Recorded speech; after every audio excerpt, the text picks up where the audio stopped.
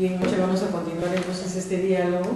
Este segundo bloque podemos orientarlo a conocer el análisis que tú tienes de la política de este gobierno respecto a estas brechas en relación al trabajo de las mujeres. Mira, en realidad yo haría una afirmación muy clara, ¿no? No hay política de empleo en favor de las mujeres. Y por lo tanto lo que hay es una política implícita, no explícita, que es el abandono de la política pública en materia de empleo femenino. Tanto a nivel de la promoción del empleo, como a nivel de la cualificación o la calificación en el empleo, como a nivel, digamos, de elevar capacidades para algunas ramas particulares en donde se podría haber trabajado de mejor manera, ¿no?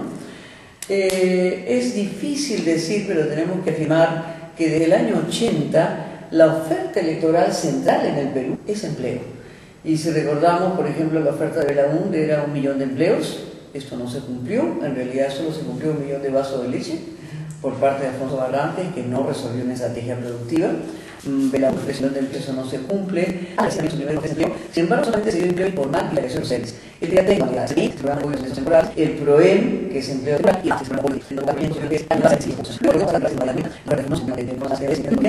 porque las computadoras donde había un balance pésimo lo que fue la infraestructura en ese periodo, ¿no?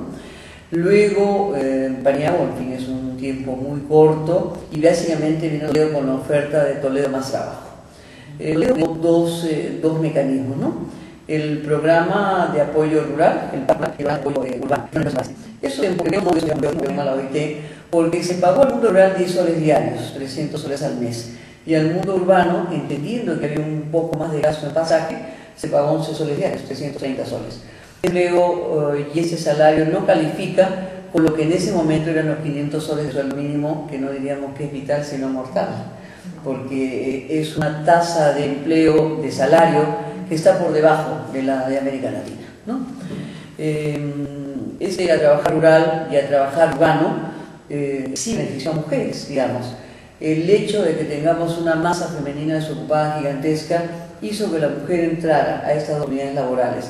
Maruja Barrich ha hecho un importante estudio de la presencia femenina en el trabajar rural y en el trabajar urbano, pero ninguno de los dos cumplía el requisito de empleo decente, de empleo digno, de empleo con condiciones, de empleo con seguridad, de empleo con una jornada determinada, ¿no? Y finalmente la segunda gestión de García llega con el eslogan inversión y trabajo. Nosotros podemos decir que efectivamente el Perú ha crecido en inversión, sin embargo en empleo no ha crecido significativamente, ¿no? Se ha mantenido la flexibilización laboral, se ha mantenido la desregulación de las relaciones laborales como parte del modelo neoliberal que plantea la flexibilización y considera o al sindicato o a la mujer embarazada una sobrecarga, un sobrecosto laboral, y por lo tanto no se privilegia el ingreso de mujeres, ¿no? En el caso de la agroindustria de la costa, que es lo que más ha generado empleo en este periodo, por supuesto que se prefiere a las jóvenes, a las solteras, a las mujeres con más educación y no a mujeres de edad promedio ni con carga familiar, por razones de sobrecosto laboral, una mujer a la que hay que pagarle prenatal y postnatal. Entonces esto ha sido desventajoso para las mujeres que, como en el Perú, hay pues un embarazo temprano. El Perú tiene 1 millón de adolescentes embarazadas, tiene 1 millón de niños abandonados, tiene 1 millón de nacimientos no deseados. Estamos ante cifras que en realidad todas tienen que leerse de conjunto. No podemos pensar que una cifra no está dialogando con la otra, y en ese sentido es desventajoso que solo las jóvenes puedan trabajar. Las mujeres de 25, 30 años, 35 años están con menor oportunidad en estos empleos que han sido de punta en ese periodo de la agroexportación, que es básicamente desde Ica hasta Trujillo, en donde se han producido, ¿no? Hay elementos en ese sentido significativos en la política pública que no ha cumplido, por lo tanto, con este aspecto, ¿no? Y por otro lado, tenemos que seguir ratificando que la política social, que es un poco lo que siempre nos interesa a las trabajadoras sociales, es una política que sigue siendo compensatoria, sigue siendo asistencial y sigue siendo clientelar. 13 millones de peruanas y niños dependen de alimentos donados. En el caso del vaso de leche, un total de 5,5 millones.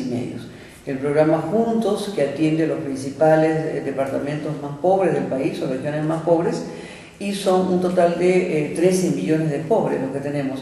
Si bien es cierto hay un nivel de reducción de tasa de pobreza en el Perú, yo particularmente no considero que la disminución en la política de reducción de la pobreza tiene como origen el vaso de leche, el comedor popular o el programa Juntos.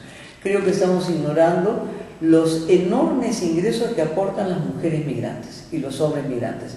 El Perú recibe más o menos cerca de 3.000 millones de dólares en ingresos por concepto de remesas. Y esto es muy importante porque, digamos, solo en España, por ejemplo, el 57% de las peruanas en Europa, no solo en España, son trabajadoras domésticas. Son mujeres que en el Perú eran amas de casa, eran del vaso de leche, eran del comedor popular, eran de club de madres, eran amas de casa, eran desocupadas y que acá tenían que hacer el trabajo doméstico. Allá hacen el trabajo doméstico pero tienen un salario por ese trabajo doméstico y se han convertido en remesantes. El promedio del envío de los remesantes al Perú es de $280, $275, dependiendo del mes. Esto significa que el Perú tiene más de 2.5% de su PBI ingresa por remesas. Si uno evalúa este aporte, este ingreso es superior a lo que el gobierno invierte en política social. Por lo tanto, la generación de recursos económicos, la disminución de la pobreza, en realidad uno tendría que encontrar esa fuente en un origen diferente a la política social. Y lamentablemente la política del MINDES ha devenido en una política que ha seguido siendo centralista. Se le han seguido quitando funciones a los municipios, a las regiones. El PRONA centraliza el programa de alimentos a nivel nacional. No se le ha transferido el programa de alimentos, por ejemplo, a los municipios, como sí es el caso del vaso de leche, que son programas municipalizados, y esto hace que se siga dependiendo de los alimentos. Yo diría que las mujeres rurales prefieren producir sus alimentos que recibirlos donados, pero esto no está siendo una política estatal pública en materia de empleo, ¿no?